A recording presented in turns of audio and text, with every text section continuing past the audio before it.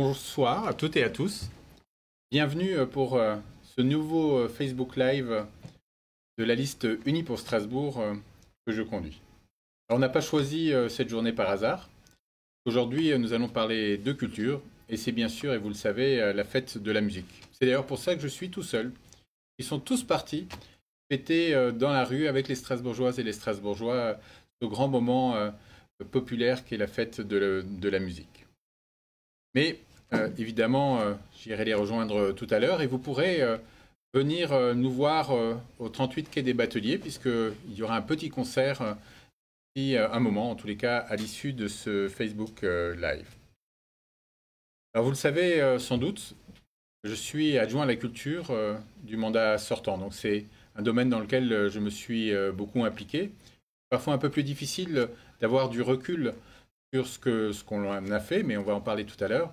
Et surtout les propositions qui sont les nôtres. Nous les avons travaillées ensemble avec toute l'équipe de cette liste unie pour Strasbourg. Il y aura bien sûr dans le prochain mandat un nouvel adjoint, un adjoint qui aura un regard différent et qui apportera son esprit, son dynamisme à cette politique qui est vraiment importante à Strasbourg.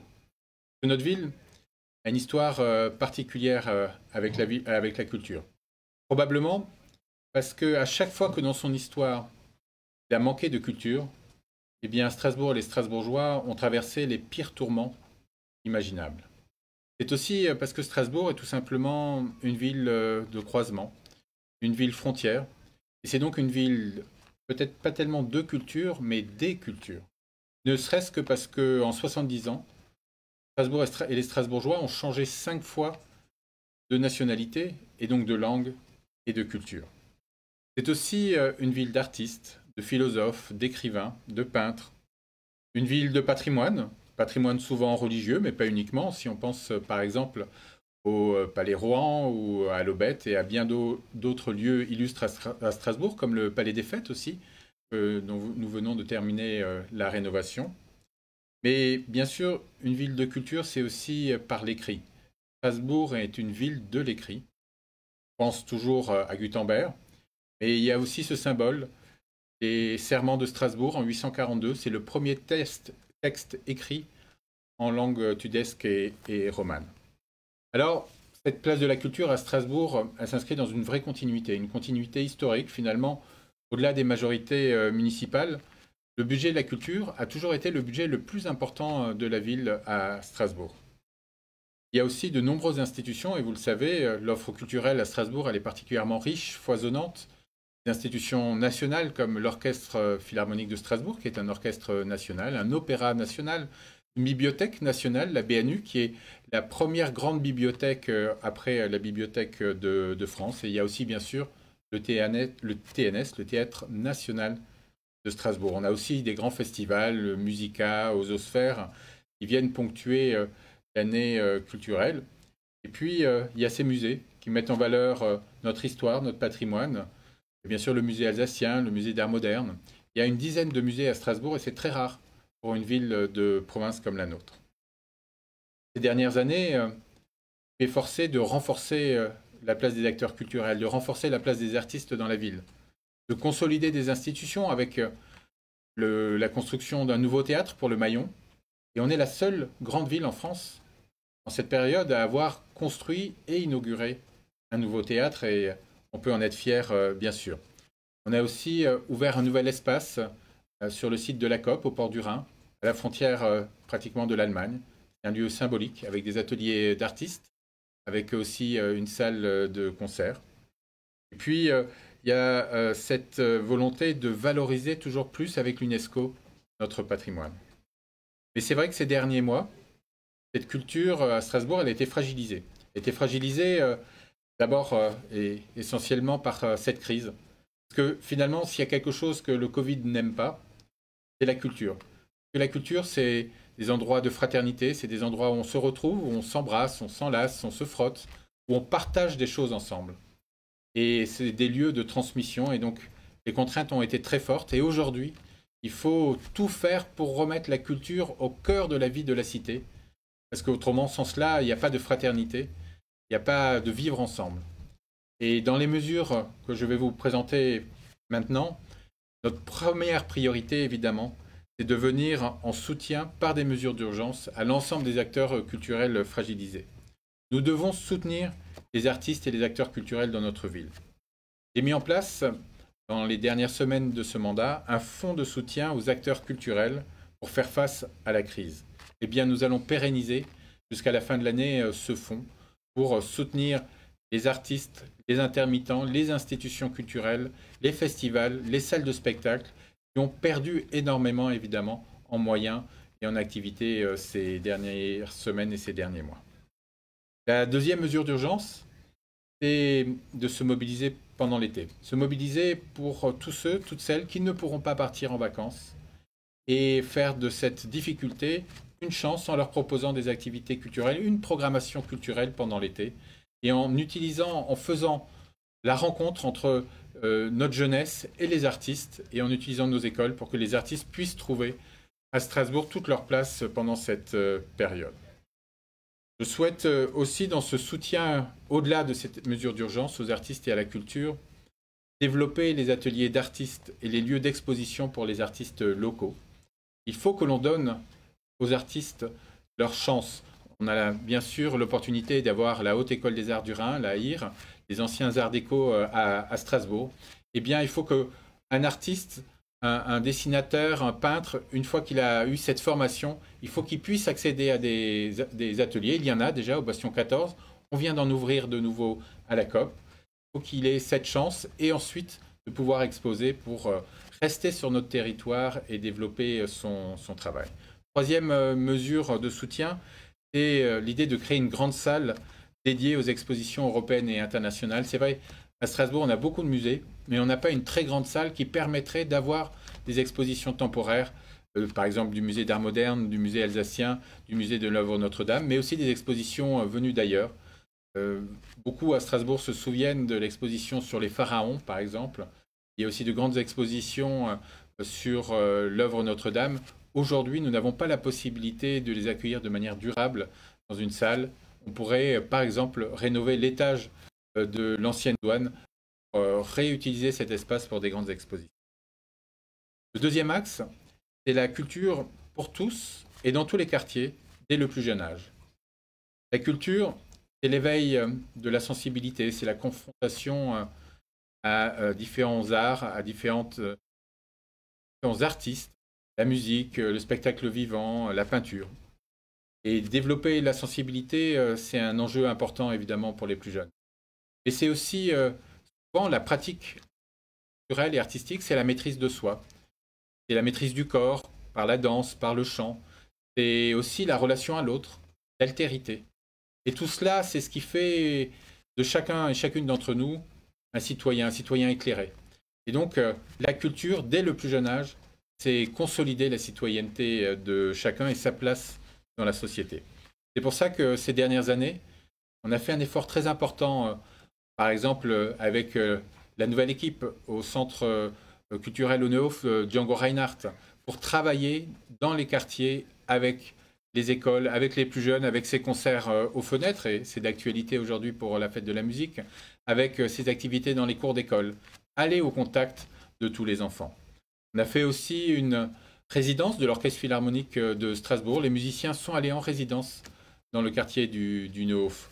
Il y a aussi le concert participatif avec Luciano Bibioni, 1, 2, 3 chantés, qui permet à des jeunes, des moins jeunes, de se retrouver, des amateurs, pour chanter ensemble et partager une émotion et une expérience. Et enfin, ce concert d'un orchestre participatif avec 8 écoles des quartiers prioritaires de Strasbourg qui forment avec Demos une dynamique extraordinaire. Alors pour aller plus loin, je souhaite que l'on puisse renforcer l'accès à la culture dans tous les quartiers en mettant en place dans chaque quartier au moins une institution culturelle, et je pense en particulier au quartier de Königshofen qui aujourd'hui est délaissé.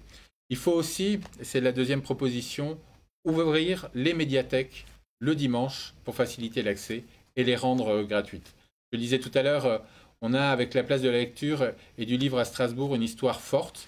Avec les bibliothèques idéal, on a un moment extraordinaire piloté par François Wolfermann et il faut élargir l'accès de la médiathèque Malraux, c'est le navire amiral de la lecture publique à Strasbourg, mais aussi des autres médiathèques. Et je tiens à rendre hommage à Robert Grossman pour la vision et le portage qui a été le sien pendant toutes ces années sur la lecture publique. Le deuxième élément, c'est des parcours d'éducation artistique et culturelle. L'éducation artistique et culturelle, c'est le parent pauvre de l'éducation nationale. Eh bien, on doit se donner les moyens pour aller plus loin ensemble avec la ville et l'éducation nationale pour que chaque enfant, en temps périscolaire ou périscolaire, puisse bénéficier d'un éveil artistique, d'une pratique d'un instrument ou d'une activité culturelle. C'est dans ces âges-là, à l'école primaire, que tout se joue et que l'on doit pouvoir donner cette opportunité. Enfin, je souhaite que l'offre culturelle, l'été, soit accessible aux enfants. Bien sûr, les structures culturelles doivent aussi pouvoir s'organiser et préparer pendant l'été l'ouverture de la saison de septembre. Mais il faut qu'il y ait dans nos théâtres, nos salles de spectacle, une offre adaptée aux plus jeunes pendant la période estivale. Enfin, et je terminerai ce deuxième axe par cet enjeu qui est celui de donner à toutes les cultures, toutes les formes de culture. Il ne doit pas y avoir de hiérarchie entre la culture institutionnelle, la culture hors les murs, la culture urbaine, et bien donner à toutes les cultures leur place. J'ai souhaité développer ces dernières années le street art à Strasbourg et les murs du musée d'art moderne, mais aussi les réserves du musée d'art moderne aujourd'hui accueillent du street art et c'est important. C'est un élément de modernité, de dynamisme. J'étais tout à l'heure avec Jean-Philippe Vetter voir Mistral Est à Malraux qui faisait de la danse, du hip-hop. Eh bien, c'est aussi évidemment une culture pleine et entière pour notre ville. Enfin, troisième axe, et je terminerai par là avant de prendre vos questions, c'est le rayonnement. La culture est un élément essentiel de rayonnement et quand on a autant d'offres culturelles, autant d'artistes, autant d'événements dans notre ville, on doit pouvoir en faire un élément supplémentaire d'attractivité pour Strasbourg. Améliorer le rayonnement, renforcer le rayonnement, c'est bien sûr d'abord consolider des institutions culturelles qui aujourd'hui, pour certaines, sont fragilisées. Je pense en particulier à notre opéra. Notre bel opéra national du Rhin est aujourd'hui dans un bâtiment à Strasbourg qui est dans un état difficile. L'été, il fait très chaud. La scène n'est pas à la taille. Pour les musiciens, la fosse est trop petite et ils souffrent souvent d'acouphènes et les mesures de sécurité aujourd'hui ne sont plus pleinement remplies. Il faut se donner les moyens dans le mandat qui va s'ouvrir de lancer la rénovation et peut-être la construction d'un nouvel opéra. Pourquoi pas au bord du Rhin. Pour l'Opéra national du Rhin, ça serait un symbole fort et un élément de rayonnement important pour Strasbourg. Enfin, il faut aussi penser évidemment aux contraintes budgétaires qui sont les nôtres. Et si bien sûr je souhaite sanctuariser le budget de la culture et le protéger, il ne faut pas s'interdire d'aller chercher des moyens et des financements privés pour renforcer l'offre culturelle. Et j'ai eu la chance d'accueillir il y a quelques semaines un grand collectionneur privé d'art égyptien et d'art contemporain. Et nous sommes en discussion avec lui pour qu'il construise une fondation privée. Il y en a beaucoup dans le Rhin supérieur. Une fondation privée à Strasbourg, ça serait un élément supplémentaire de rayonnement.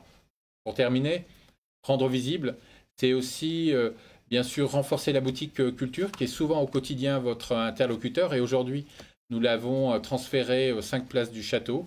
Mais c'est aussi donner une meilleure visibilité sur les réseaux sociaux et avec un site internet qui permettrait d'avoir un agenda culturel. Il existe déjà avec Because, mais qui pourrait être encore plus alimenté pour que toutes les cultures à Strasbourg puissent trouver leur visibilité et leur lisibilité. Merci pour m'avoir écouté, pour votre patience. On a été un peu en retard, mais je vais maintenant répondre aux questions que vous m'avez posées. Alors, nous avons une première question de Ellie. Cet été, il y a des gens qui partiront pas en vacances et surtout dans les quartiers. Qu'est-ce que vous proposez pour animer la ville dans l'été? C'est effectivement un enjeu important. L'été va être difficile. Peut-être qu'il sera chaud sur le plan climatique, mais surtout, beaucoup ne vont pas pouvoir partir parce que les frontières sont fermées, parce que les contraintes financières sont là. Et donc, je souhaite que l'on puisse développer l'offre culturelle estivale, si possible dès cet été. On va avoir peu de temps, mais ça sera une de nos priorités dès le premier conseil municipal du 4 juillet. Et c'est aussi l'occasion aussi de relancer l'activité de certains artistes qui ont été privés de lieux de travail, qui ont été privés de commandes publiques. Et donc cet été, on essayera de mobiliser les artistes dans tous les domaines pour aller à la rencontre des jeunes et créer des activités au sein des quartiers. Merci. Nous avons une deuxième question de Mathilde. Comment faire en sorte d'augmenter l'offre culturelle dans tous les quartiers? C'est toujours notre priorité. La culture, quand on y croit, quand on croit à sa force émancipatrice, eh bien évidemment, il faut qu'elle soit partagée par le plus grand nombre. Et donc dans les quartiers, j'ai, pendant le mandat écoulé, décentralisé une offre culturelle, par exemple en rénovant le centre Django Reinhardt, en mettant en résidence l'Orchestre Philharmonique dans les quartiers. On poursuivra. Il faut aussi donner un nouvel avenir au théâtre de Haute-Pierre, qui accueillait il y a quelques années le Maillon, mais qui maintenant accueille, et c'est une bonne chose, les percussions de Strasbourg, mais on doit aller plus loin pour avoir une offre culturelle dans les quartiers. Je l'évoquais tout à l'heure pour Königshofen, c'est une de mes priorités. Alors, nous avons une troisième question de Dimitri. Comptez-vous maintenir le budget dédié à la culture à Strasbourg? Allez-vous baisser les subventions? Oui, 3 fois oui, je vais maintenir le budget de la culture. Je me suis battu il y a quelques années et on avait signé le pacte culturel avec la ministre de la Culture de l'époque sous François Hollande pour que le ministère de la Culture protège, sanctuarise les budgets à Strasbourg et que nous fassions de même en contrepartie. Eh bien, je souhaite pouvoir faire la même chose. La culture ne peut pas être la variable d'ajustement. C'est vrai, la culture a un coût, mais l'absence de culture a toujours, in fine, un coût bien plus élevé pour la société. La culture doit rester une priorité de nos politiques publiques. Quand je serai maire, je serai très attentif à ce sujet. Alors, merci. Jean-Jacques nous demande à quand un nouvel opéra, un projet pour la COP? Ah, Jean-Jacques, vous avez raison, l'opéra aujourd'hui est en difficulté du fait de son bâtiment et il y a encore quelques semaines, on avait dû annuler une représentation parce que le vent avait fait bouger une poutre et donc il y avait un risque. Plus généralement, je le disais, les conditions de travail des artistes, des musiciens et d'accueil du public ne sont pas réunies. Il faut identifier probablement un nouveau lieu parce que rénover l'opéra sur site, c'est compliqué. En tous les cas, dès mon élection, je relancerai l'ensemble des études pour tout mettre à plat et que l'on puisse, dans le mandat à venir, franchir une étape essentielle pour ce nouvel opéra que Strasbourg mérite. Et nous avons reçu un message, une question d'Isabelle. Strasbourg se veut être une grande capitale, mais nous n'avons aucun lieu qui puisse accueillir des grandes expositions. Isabelle a raison. C'est pour ça que je proposais que l'on puisse prendre tout le deuxième étage de l'ancienne douane, il y a plus de 1000 mètres carrés, le rénover. C'est en cœur de ville, très accessible à la fois pour les Strasbourgeois, mais aussi pour les touristes, et faire de ce lieu emblématique un lieu d'exposition où on pourrait faire tourner des expositions des musées, mais aussi des expositions venues d'ailleurs, et aussi des expositions, bien sûr, des artistes locaux. Et ensuite, on a eu beaucoup de questions. Donc, Constantin nous demande comment faire pour élargir les publics touchés par la politique culturelle municipale, et notamment vers les enfants et les jeunes. C'est tout le défi. C'est pas simple de dire on va toucher tous les publics. Il y a une dimension souvent intimidante de l'offre culturelle, de l'institution culturelle. On avait fait une étude il y a quelques années, on demandait aux gens qui n'allaient jamais à la médiathèque Mulin-Leroux pourquoi ils n'y allaient pas. Et la première réponse était le bâtiment nous intimide. La deuxième réponse était il y a ces portes qui se ferment, on ne sait jamais comment elles vont s'ouvrir comme dans une banque. Et aussi après une réponse toute simple mais qui montre le travail qu'il faut faire, c'est de dire quand on rentre dans la médiathèque Malraux, il n'y a pas de livres, on ne voit pas les livres. Et si on n'a pas les codes, si on n'a pas les habitudes, on ne sait pas comment faire. Et un des grands enjeux, c'est la médiation culturelle. C'est de désinstitutionnaliser, de dédramatiser la relation à l'offre culturelle. Par exemple, de faire venir les enfants pour voir une répétition de l'orchestre, de faire venir les parents pour visiter l'opéra, les coulisses de l'opéra. Et une fois qu'on a un peu fait ces étapes intermédiaires, on peut aller plus loin. Et il faut avoir une dynamique, il faut avoir des moyens. Il faut faire de la médiation culturelle et de l'ouverture sur les quartiers une priorité. Et je souhaite qu'on aille encore plus loin dans ce mandat, dans cette direction. Et nous avons une question sur la COP. Quels projets sont envisagés? La COP, c'est un lieu emblématique. On est à quelques centaines de mètres du Rhin. C'est un lieu d'une industrie strasbourgeoise pendant la période allemande, au début du XXe siècle. C'est un lieu de solidarité aussi. La COP, elle s'est créée par des métallurgistes qui ont créé un syndicat et qui voulaient se mettre ensemble pour manger mieux, manger moins cher et être solidaires, notamment avec, à l'approche de la maladie ou à l'approche de la mort. Et ces valeurs-là de solidarité, d'ouverture européenne, de qualité alimentaire, bien, on essaye de les faire revivre peu à peu. On essaye, bien sûr, avec des ateliers, avec de la restauration et aussi avec un lieu où aujourd'hui des artistes se sont installés autour de la problématique du dessin, de l'illustration. Et enfin, il y a ces ateliers de faire soi-même ensemble. C'est une manière de faire revivre l'esprit de la COP. Il y a encore des espaces qui ne sont pas finalisés. Il y a aussi les réserves des musées qui vont s'installer l'année prochaine. C'est un lieu de conservation, de patrimoine. Il faut qu'on arrive à le faire vivre comme on a réussi à le faire vivre pendant quelques week-ends ces 2-3 dernières années. Je tiens beaucoup à ce lieu parce qu'il symbolise aussi une manière, au fond, une utopie urbaine. Il faut appréhender la ville autrement, en mélangeant les fonctions et en donnant à chacun sa place. Et nous avons reçu une question de Fabrice, une remarque. Le monde de la geek culture est en attente. Fabrice Dunis, je t'ai reconnu. Tu as raison. La geek culture à Strasbourg, c'est important.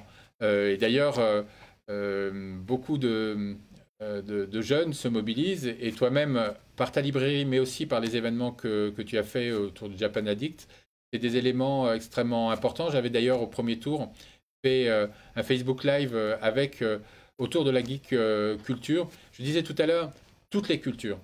Et c'est important à Strasbourg qu'on donne à toutes les cultures leur place. La geek culture a toute sa place à Strasbourg. De même que la culture underground, que certaines musiques moins connues, que le tatouage. Et on avait fait avec des associations locales qui avaient tout porté d'ailleurs, notamment à la COP, le mondial du tatouage. C'est des cultures importantes, des cultures alternatives à qui il faut donner la possibilité de se développer dans notre ville. Une question d'André. Pouvez-vous nous expliquer votre projet de lieu de la culture alsacienne?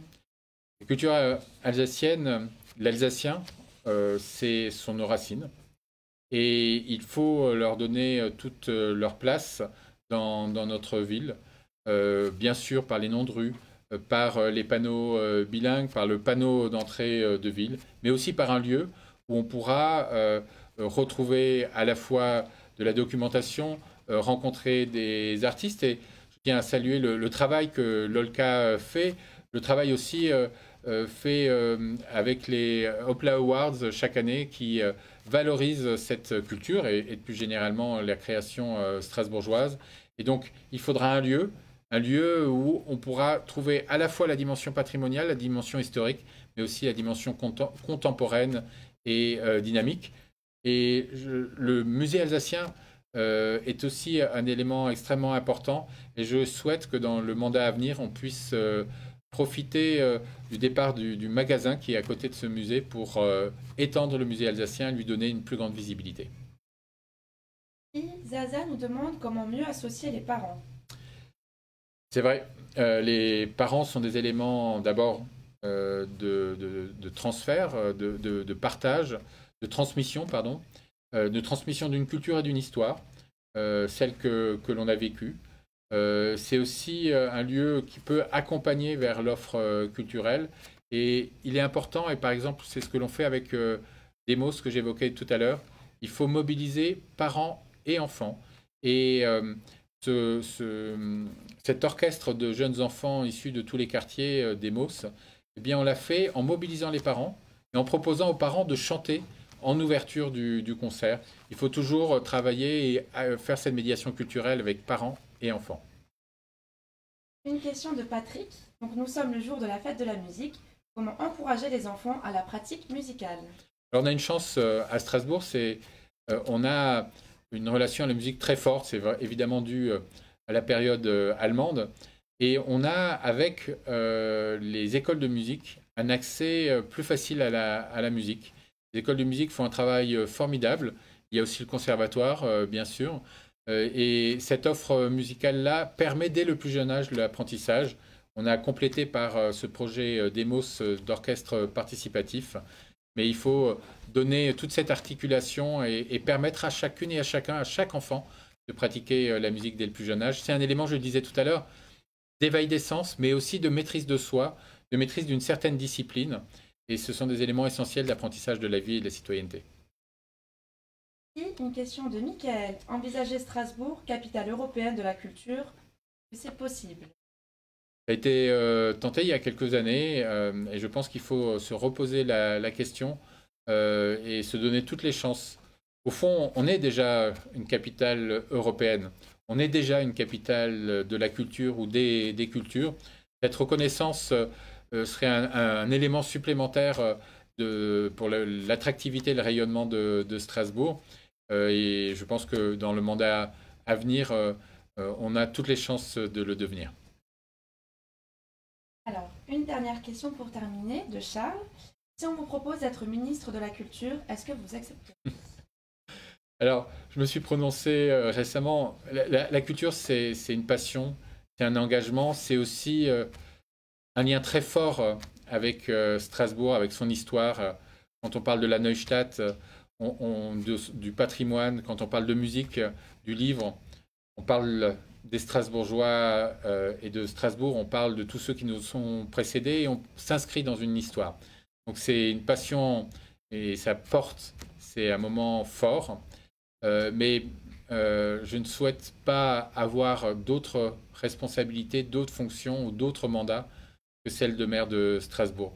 C'est déjà, ça arrive, une chance extraordinaire, une tâche exigeante, mais porter Strasbourg en devenant maire de Strasbourg, c'est une satisfaction qui suffit à une vie. Et je n'ai pas d'autre ambition que de servir les Strasbourgeoises et les Strasbourgeois. Alors, une petite dernière question. Ah, c'est la dernière après la dernière. Quand pourrons-nous encore de nouveau profiter du Palais des Fêtes? Le Palais des Fêtes va réouvrir. On a pris un tout petit peu de retard à cause du confinement, mais les travaux sont terminés et je pense que pour le mois de septembre, on pourra avoir une vraie réouverture, avec bien sûr un grand concert de l'Orchestre Philharmonique de Strasbourg, mais aussi du chant choral, parce que le Palais des Fêtes, c'est le palais de la musique, et jusqu'à l'ouverture à la fin des années 70 du Palais de la musique et des congrès, le Palais des Fêtes était la plus grande salle musicale de Strasbourg. Elle a une jauge d'ailleurs très importante de plus de 1200 personnes. On l'a rénové aussi parce que c'est un symbole de la Neustadt, c'est un symbole de cet urbanisme complet. On construit de l'habitat pour les Strasbourgeois, on construit des espaces verts, mais on n'oublie pas la culture au cœur de la vie de la cité, et aussi le bien-être avec les bains municipaux. C'est cette ambition urbanistique aussi à laquelle je souhaite pouvoir renouer en portant un beau projet pour Strasbourg pour les années à venir. Merci à toutes et à tous, et je vous souhaite une très belle fête de la musique. Je vous propose de passer au 38 quai des Bateliers. D'abord, vous pourrez voir des jeunes jouer de la musique dans notre local de campagne. Mais vous pourrez aussi profiter de la péniche musicale de Bateaurama. C'est une nouvelle manière de vivre la fête de la musique à Strasbourg. Je le rappelle, il faut continuer à respecter les gestes barrières, bien sûr. Mais il faut surtout profiter de cette journée merveilleuse. On est dimanche, il fait beau. C'est la fête de la musique. Bonne fête à toutes et à tous. Et aussi, bonne fête des pères, bonne fête à tous les papas. c'est le dernier dimanche avant l'élection. Alors, dimanche prochain, n'oubliez pas, mobilisez-vous, allez voter. C'est votre liberté, mais aussi peut-être votre responsabilité de citoyenne et de citoyen. Votez pour qui vous voulez, mais allez voter. Et puis, si dimanche prochain, vous vous souvenez de Jean-Philippe Vetter et d'Alain Fontanelle, ça sera un plus. Bon dimanche.